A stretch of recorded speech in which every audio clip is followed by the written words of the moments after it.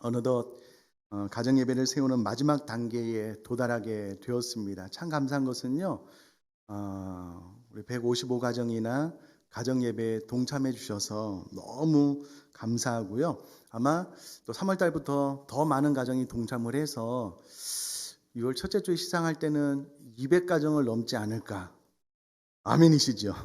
꼭 그렇게 되기를 소망을 합니다.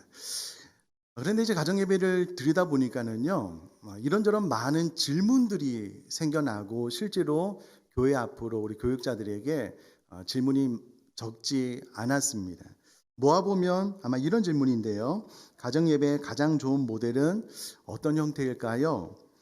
아직 우리 집 자녀들은 너무 어려서 가정 예배를 모두 같이 드리기가 쉽지 않아요. 가정 예배를 드리면은요, 천방지축 우리 아이들은 막 뛰어다니고 난리도 아니에요. 어떻게 할까요? 우리 가족들은 시간대가 다 틀려서 만나기가 너무 어려워요. 함께 모여서 예배하기가 힘든데 어떻게 하면 될까요? 가정 예배에 꼭 들어가야 되는 필수 요소는 또 무엇인가요? 우리 가족들은 연령이 너무 떨어져 있어요. 나는 40대, 우리 부부는 40대, 첫째 아이는 고등학생, 막내는 유치부여서 포커스를 어디에 맞춰야 될지 모르겠어요. 나는 1인 가족인데 1인 가족은 어떻게 예배하면 될까요? 이런 다양한 질문들이 생길 수가 있잖아요. 그래서 오늘은 제 5단계 가정예배 디자인학인데요. 오늘 말씀은 그동안 드렸던 말씀을 어떻게 적용할 것인가. 그래서 실제로 예배를 우리가 각 가정의 상황에 맞게 예배를 설계해 보는 거예요. 디자인을 해보고 또 디자인한 예배대로 드려보고 그 다음에 예배를 갱신, 업그레이드 할 수 있는 수준까지 오늘 자라날 수 있도록 오늘은 그동안 들은 말씀을 한번 정리하고요. 어떻게 하면 잘 적용할 수 있을까? 적용하는 부분에 대해서 몇 가지 말씀을 좀 나누려고 합니다. 우선에는 오늘이 이제 5단계 마지막 시간이니까 일부러 자막을 준비하지 않았고요. 한번 1단계부터 4단계까지 한번 복습을 한번 해보도록 하겠습니다. 가정예배 첫 닫기에서는 두 가지 말씀을 드렸습니다. 첫 번째 어떤 말씀이었죠? 네, 다 기억나는데 마스크 때문에 소리가 바깥으로 안 나올 뿐이죠? 다 말씀하셨죠? 부모와 하나님과의 관계, 그래서 부모의 회심이 가장 기초가 되고 쇠마의 명령을 부모님이 자신에게 가르쳐서 삶으로 가르칠 때에 그것만 자녀들에게 신앙의 전수로 남는다라는 부분을 말씀을 드렸고요. 또 하나는 우리 부모님이 가정에서 신앙의 교사로서의 정체성을 가지고 하나님께서 우리 부모님에게 가장 먼저 우리 자녀의 신앙의 교육을 책임질 수 있도록 교사로서의 사명, 정체성을 주셨다. 이것을 알고 자녀의 신앙교육에 대해서는 물론 교회 학교에도 맡기지만 부모님이 주도적으로 자녀의 교육을 잘 시켜야 된다. 특별히 신앙교육을 이라는 것을 말씀을 드렸습니다. 다 기억나시죠? 기초 위에 두 개의 기둥을 세웠는데요. 하나의 기둥은 무엇이었죠? 네, 하나의 기둥은요? 그렇죠. 부모와 자녀의 관계. 그래서 부모님과 자녀가 친밀한 관계 안에 있어야지만 이 하나님의 교훈이 잘 흘러가기 때문에 바른 관계 안에 있어야 된다. 또 하나의 기둥은 부모님과 자녀들이 바른 관계 안에 있으면 부모님이 가지고 있는 기독교 세계관이 흘러가기 때문에 부모와 자녀가 세계관을 잘 세우는 단계에 대해서 배웠습니다. 기억나면 고개를 조금만 끄덕여 주시면 좋겠습니다. 다 기억하고 계시죠? 이렇게 두 가지 기둥을 세우고 나면 그 내용, 벽돌을 채우는 단계에 있어서 가정예배에 대해서 어떻게 보면 가장 핵심적인 것, 말씀, 찬양, 기도에 대한 이해를 가지고 앞으로 이 세 가지를 가정예배 가운데 더 풍성하게 잘 활용하여 예배할 것에 대해서 말씀을 나눴고요. 제일 마지막으로 지붕 덮기에 대해서 나누면서 가정 안에 창조적인 기억의 공간을 만들고 교제의 공간을 만들고 섬김의 공간을 만들면 우리 가정 예배가 더 튼튼하고 견고하게 잘 세워질 것이다 라는 말씀을 우리가 지난주까지 잘 배웠습니다. 자, 이것을 근거로 해서 이제 어떻게 적용을 해서 각 가정에 맞는 가정 예배로 디자인을 해서 예배할 수 있을지에 대해서 오늘 좀 적용 위주로 좀 말씀을 나누도록 하겠습니다. 적용을 하려면은요, 언제나 그 본질적인 것을 잘 알아야 되는데, 그래서 가장 첫 번째, 가정예배란 무엇인지부터 한번 점검을 해보도록 할 텐데요. 우리가 들어서 아신 것처럼 가정예배란 가족이 하나님을 함께 기억하고 합당히 응답하는 사건으로 정의를 내리고 지금까지 저희가 가정예배를 시작해 왔습니다. 그래서 지금까지는 가족들이 함께 한 자리에 모여서 하나님을 기억하고 하나님의 은혜에 반응하기만 하면, 그래서 그것이 찬양이 됐던 기도가 되었던 어떤 적용이 되었던 그렇게 간단하게만 해도 이것은 가정예배다라고 우리가 정의를 내려서 하나님 앞에 예배하게 되었습니다. 이 부분에 대해서 우리가 또 좀 짚고 넘어가야 될 것이 있는데요. 첫 번째, 가정예배의 핵심은 가족이 함께 모이는 거라는 거예요. 적용과 관련을 해서요. 이렇게 가르쳐 보니까는, 배워놓고 나서 보니까는요, 이 가족들이 시간대가 맞지 않는 거예요. 부모님은 아침에 일찍 출근하고요. 또 자녀들은 또 이제 중고등부 학생 같은 경우에는 지금은 아니지만 이렇게 늦게 오니까 시간대가 맞지 않아서 가족들이 함께 모이기가 힘들어요. 가정예배는 가족들이 함께 모여서 예배하는 시간인데 모이기가 힘들어요. 어떻게 해야 될까요? 이제 이런 질문들이 있잖아요. 자, 1인 가족은요, 본인이 혼자 시간을 정하여 하나님 앞에 예배하면 되고요. 가족 구성원들 가운데 시간대가 맞지 않으면 시간대가 가장 맞는 시간에 가능하면 가족들이 많이 모여서 예배하시면 됩니다. 복잡하게 생각할 것 없습니다. 가족 구성원들 가운데 예수님을 안 믿는 분이 계시잖아요. 그러면 그분들은 가정예배에 참여할 수 없기 때문에 빼놓고 신앙 있는 가족들만 예배하면 됩니다. 저희 집도 과거에 저희 아버님이 예수님을 믿지 않아서요, 저희 어머니와 저와 형만 가정예배를 드렸거든요. 그렇게 예배하면 됩니다. 그러나 가능하면 한 달에 한 번이라도, 한 달에 두 번이라도, 일주일에 한 번 정도는 가족들이 꼭 이날만큼은 같이 모여야 된다라고 뜻을 정해놓고 가족들이 함께 모여서 예배할 수 있으면 제일 좋고요. 그렇지 않으면 시간이 허용되는 가족들만. 어떤 가정은요, 순에서도 그렇게 하는데 멀리 떨어져 있으니까 온라인 줌으로도 예배할 수 있어요. 꼭 그렇게 시간을 맞춰서 예배하면 되고요. 또 그렇지 않은 분들은 또 편안하게 선택을 해서 예배하면 된다라고 생각을 하시면 좋겠고요.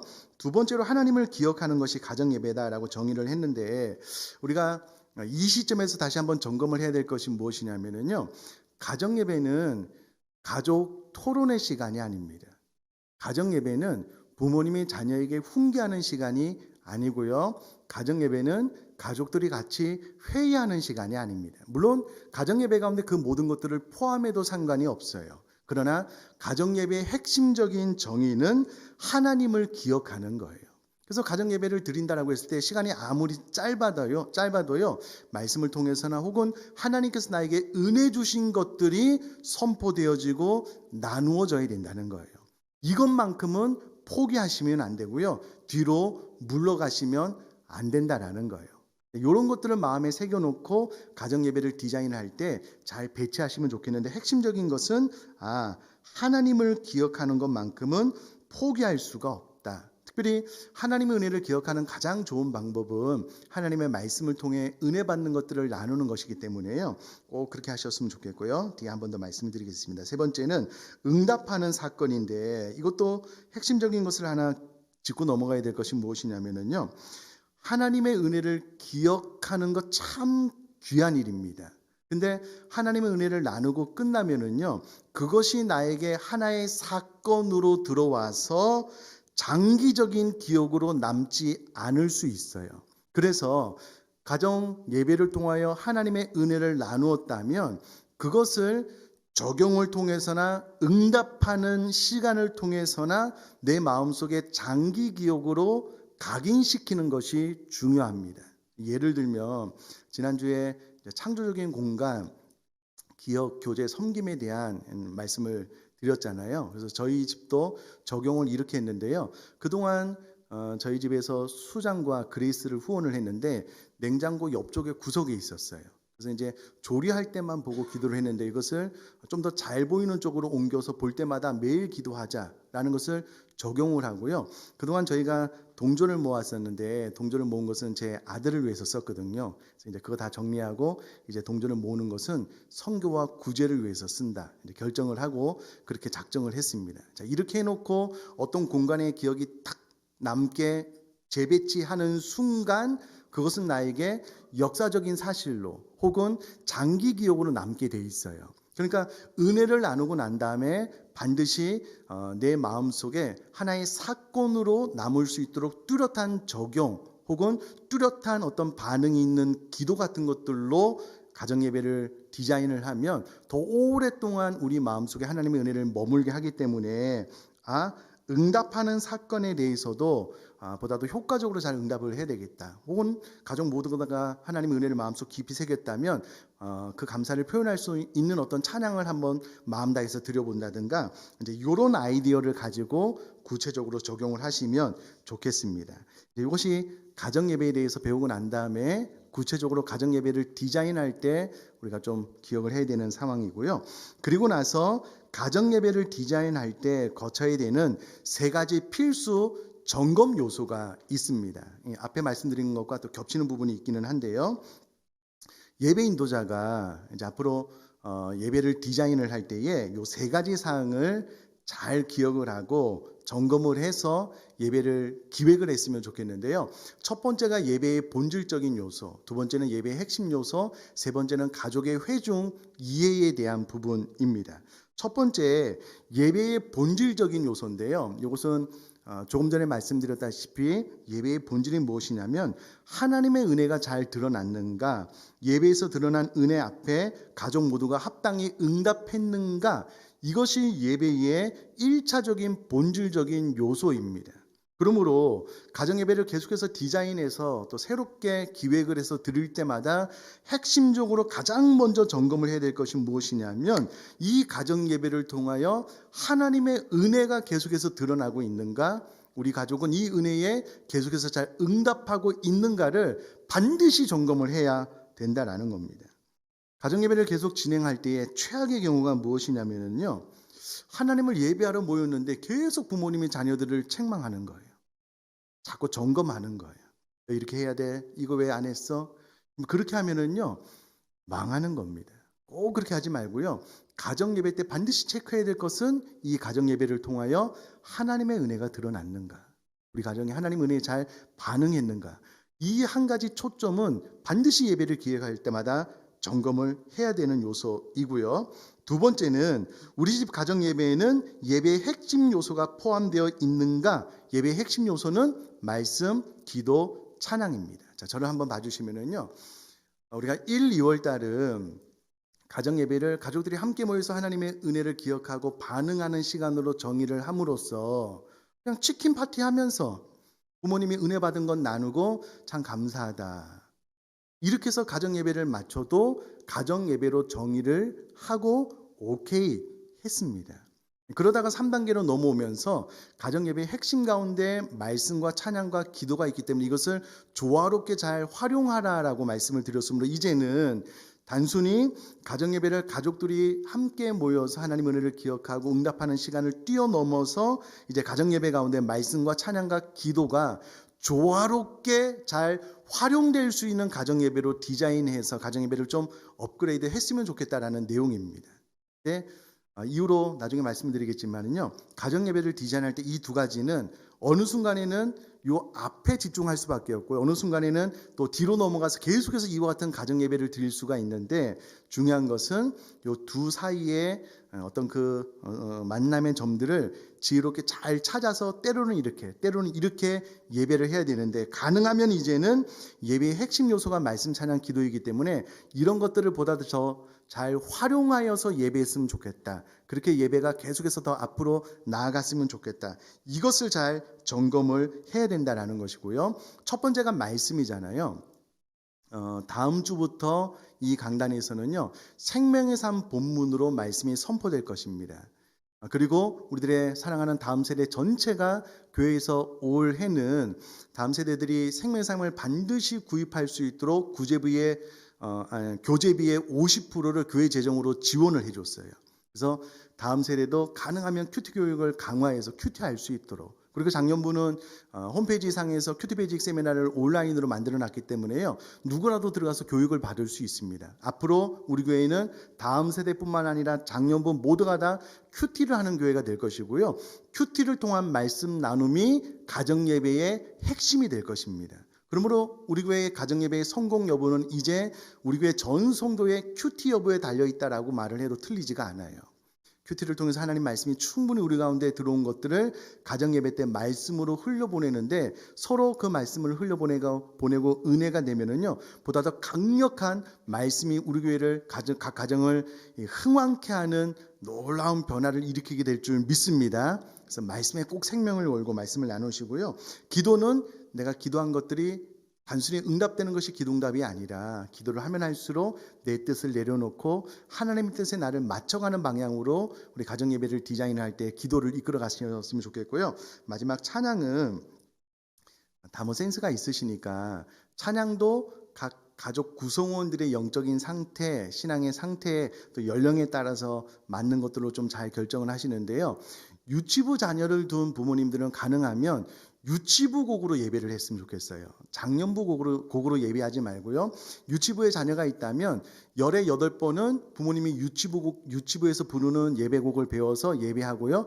2번 정도는 우리 작년부 찬양으로 찬양했으면 좋겠다. 이런 것들을 좀 잘 생각을 하셨으면 좋겠고요. 지난주에 저희 가정에서 예배할 때 우리 아내가 꼭 좀 부르고 싶은 찬양이 있다고 그러는 거예요. 그래서 그 찬양 부르자고 제가 기타 갖고 와서 미리 연습을 하고 찬양을 했는데요. 정키로 불렀는데 음이 너무 높아서 안 올라가는 거예요.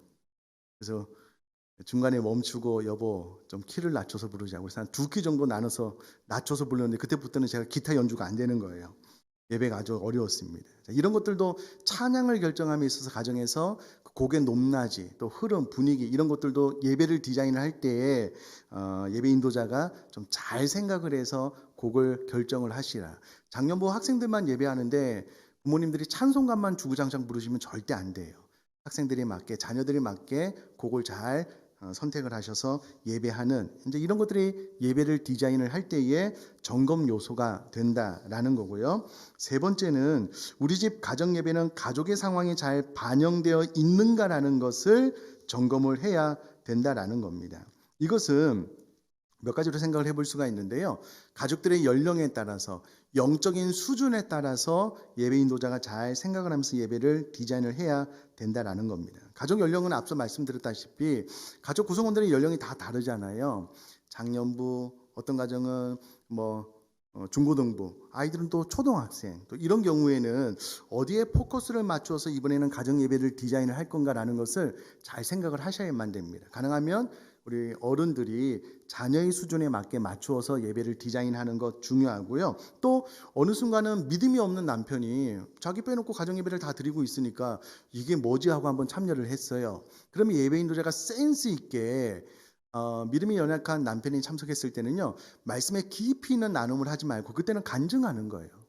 내가 말씀을 통해서 말씀 묵상이 이런 의미가 있어라는 것을 나누지 말고요. 내가 이런 은혜를 받았는데 참 좋더라라는 것을 남편이나 믿음이 연약한 분이 예배에 참석했을 때 금방 이해할 수 있는 수준으로 낮추어서 여러분들 어린아이들은 천성적으로 뛰어노는 게 그의 본능이고 본성입니다. 유치부 아이들 너무 어린 아이들 예배할 때요. 뛰어다니면 뛰어다니게 하셔요. 괜찮습니다. 그냥 같이 어린이 찬양하는 거예요. 물론 그 아이들이 좀 커서 예배를 잘 가르쳐야 될 때는 좀 엄히 다스려서 예배를 잘 드릴 수 있도록 가르치는 것도 중요하지만 아주 어릴 때는요 부모님이 그냥 예배하고 아이들은 뛰놀게 노시면 됩니다. 그리고 굳이 그냥 막 가둬놓으려고 하시면 안 되겠고요. 가족 구성원들의 상황을 잘 살피라는 것은 어린 아이들과 함께 예배를 1시간 2시간 드리시면 안 돼요. 그것은 재앙이라고 표현을 하는 게 맞습니다. 물론 저희 집이야 아들이 고3이니까 1시간 2시간도 예배한 적이 있거든요. 말씀 나눔이 계속 이어지니까 굳이 끊을 필요가 없더라고요.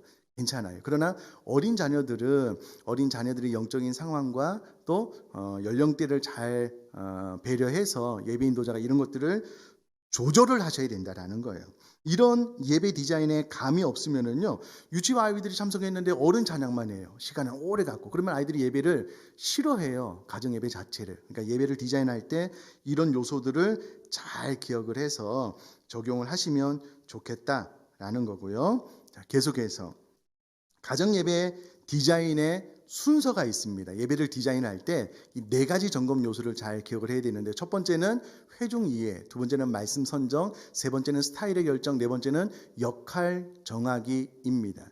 첫 번째 회중 이해는 앞서 말씀드렸다시피 가족 구성원들의 연령적 혹은 신앙적 이 모든 것들을 잘 배려를 하고요. 또 특별히 회중 이해라고 했을 때 어느 순간에 컨디션이 안 좋을 수도 있잖아요.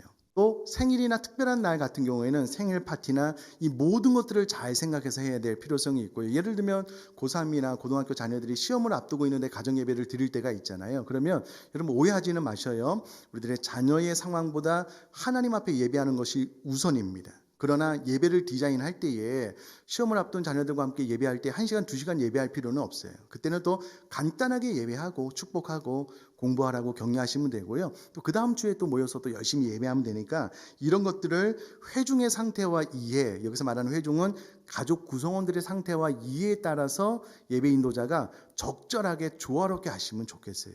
옛날에 우리 신앙의 선배님들로부터 우리가 좋은 것들을 많이 배웠지만 어떤 굳은 마음에 대해서 우리가 잘 배운 것들도 있지만 그런 상황 가운데 하나님이 더 우선이기 때문에 그 말이 틀린 것은 아니에요. 1시간, 2시간 다른 때보다 더 열심히 그냥 예배하자고 그러면 자녀들의 마음이 무너져 내릴 수가 있어요. 혹은 어느 날 자녀들의 마음이 크게 상심했는데 예배 드리자고 30분을 그냥 정형화된 예배 그렇게 하지 마시고요. 그때는 상황을 딱 보시고 이 아이가 좀 힘들고 어렵구나 그러면 그냥 위로하는 거예요.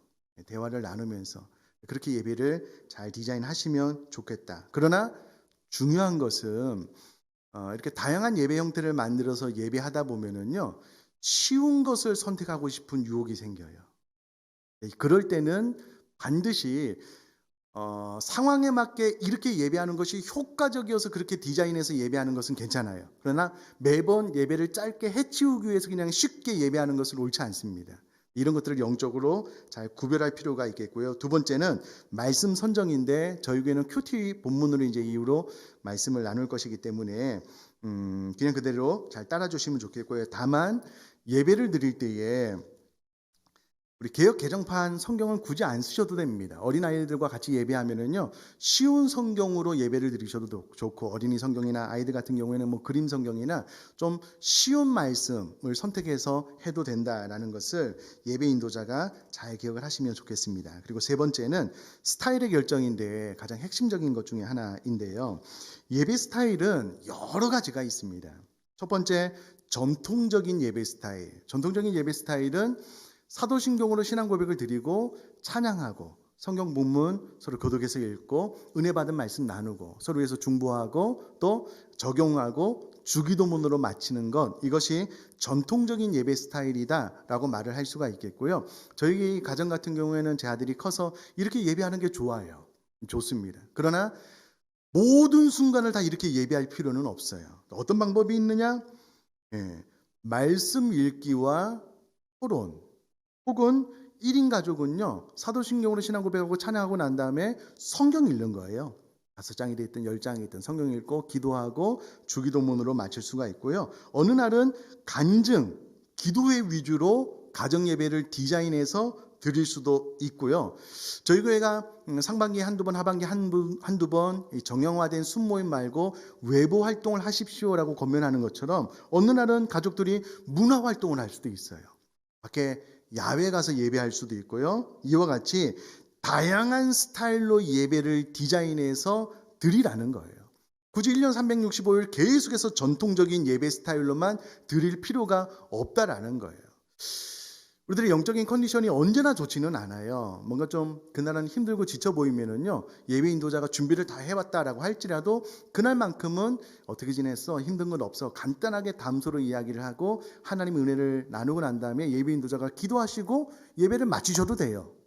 그렇게 하셔도 됩니다. 이 모든 것들을 적절하게 조화롭게 디자인해서 앞으로 가정 예배를 드리시라라는 겁니다. 꼭 우리는 전통적인 예배만 가정 예배야 그렇게 굳은 생각으로 하지 마시고요. 그렇게 하셨으면 좋겠습니다. 다만 앞서 말씀드렸다시피 쉬운 것을 선택하려고 하시면 안 돼요. 지난주 월요일날 저희 가정은 월요일날 가정 예배를 드리는데요. 그날 우리 아들이 다니는 학교에서 하루 종일 이제 온라인으로 강의도 듣고 이사장님 말씀도 듣고 뭐 이렇게 참여해야 되는 일이 있어서 하루가 후딱 지나갔어요. 좀 피곤하기도 하고. 그래서 그날 가정 예배를 드리는 것을 금방 잊어버렸어요. 그 이제 저녁에 자기 위해서 침대에 누우는데 그때 생각이 난 거예요. 안타깝죠. 제 아내가 그러더라고요. 여보, 우리 오늘은 누워서 가정 예배 드리자고 그러더라고요. 그래서 옆으로 확 바라보면서 여보, 예배의 핵심적인 요소가 말씀 찬양 기도인데 내일 드리자고. 그래서 이제 화요일날 예배를 드리는데요. 제가 드리고 싶은 말씀은 그렇게 해서 예배해도 돼요. 간단하게 하나님 은혜를 나누고 기도로 맞춰도 돼요. 그런데 그것이 효과적이면 모르겠는데 쉬운 방법이고 예배를 빨리 그냥 해치우는 방법이기 때문에 그 방법을 선택하시지는 마시라는 거예요. 이거를 구별할 필요가 없어요. 안 그러면은요, 목사님이 예배를 디자인해서 예배를 드리라고 했기 때문에 계속해서 쉽고 편한 것만 예배하다 보면은요, 예배가 황폐해져요. 꼭 그렇게 하지 마시고 가끔 가다가 필요에 의해서만 그렇게 하시라는 겁니다. 자, 네 번째는 역할 정하기입니다. 이것도 참 중요한데요. 저희의 수는 순장만 있는 것이 아니라 부순장과 4개의 팀장님이 있습니다. 각자 맡은 역할이 있기 때문에 역할 정하기는 가정 예배를 아빠만 엄마만 인도할 필요가 없어요. 자녀들이 좀 크면은요, 가정 예배를 자녀들에게 맡겨도 됩니다. 제가 들어보니까 어떤 가정은요, 가족들이 자녀들이 자기가 가정 예배 순서되기를 기다린대요. 왜냐면 자기는 안 나눠도 되고 시키기만 해도 되거든요. 근데 그게 또 재밌나 봐요. 근데 놀라운 것은요, 그래서 예배 인도자가 되잖아요. 예배를 생각을 한다니까는요, 뭐 나눔을 시킬지. 혹은 가정이 숫자가 좀 많으면 중보기도 담당자를 세우셔요. 네가 우리 가정의 중보기도 담당자다. 예배드리기 전에 기도 제목 물어라. 그리고 가정 예배드릴 때 네가 기도 제목 나눠라. 그렇게 하셔도 되고요. 또 섬김에 대해서 네가 담당이다. 어디 주변에 좋은 섬김이 있으면 하다못해 우리 주변에 쓰레기 청소할 일이 있다면 네가 아이디어를 내라. 그렇게 순서를 맡겨서 정해 놓으면은요, 아이들이 자녀들이 가정 예배를 더 사모하게 되고 더 집중할 수 있게 됩니다. 그래서 부모님들만 예배를 인도하지 말고요, 돌아가면서 예배를 해도 되고, 혹은 또 그에 맞는 순서를 맡겨서 역할을 정해서 가정 예배에 더 적극적으로 참여하게 하시면 되고요. 부부가 둘이 예배할 때도 번갈아 가면서 예배를 인도하시면 좋겠습니다. 이제 그런 아이디어를 가지시면 좋겠습니다. 자, 말씀을 정리하면 예배에 대한 정의를 정확하게 이해를 했다면 이후로 더 깊은 예배로 나아갈 때에 예배에서는 다양한 형태의 스타일의 예배가 있기 때문에 이제 우리가 각 가정에 맞는 연령에 맞는 다양한 스타일의 예배를 기획해 보라는 거예요. 그렇게 실천해 보고요. 또 다음에는 또 다른 예배를 기획을 해 보고 다양한 예배로 하나님 앞에 영광 올려 드리는데 가능하면 더 깊은 하나님의 거룩한 임재로 나아갈 수 있는 저희 여러분들의 가정 예배 될 수 있기를 주님의 이름으로 축복합니다.